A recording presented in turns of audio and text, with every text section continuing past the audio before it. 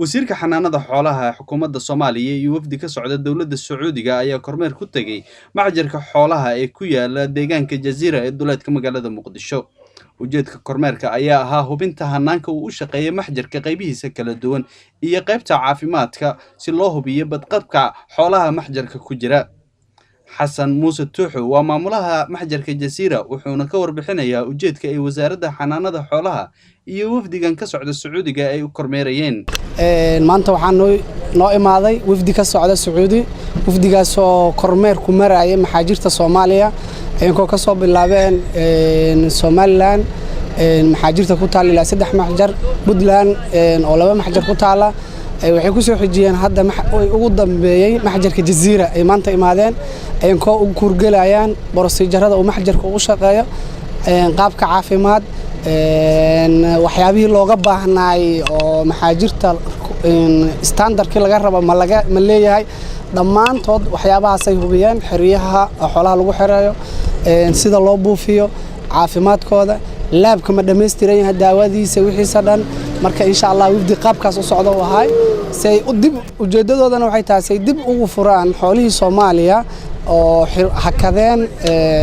waayahan dambe oo Sacuudi aan loo dhoofin in dib loo bilaabo la raaco oo furmi raba dib ay hadda ay u yimideen marka qaabka iyo nidaamka maxjarka control ugu yimideen. wasiirka xanaanada xoolaha Sheekh Nuur Maxamed Xasan ayaa sheegay in ay wasaaraddiisu ka shaqeyn doonto horumarinta iyo kor u qaadida suuqa ganacsiga ee xoolaha Soomaaliya. wasaaradda xanaanada xoolaha dhirta iyo daaqa waxay dadaal badan u gashay sidii dib loogu furi lahaa xayiraadda ay Sacuudiga ku soo rageen xoolaha Soomaaliya. xiriiro badan ayaan la sameynay dowladda Sacuudiga ayaa waxay keentay inay soo diraan khibradan dhanka caafimaadka xoolaha ah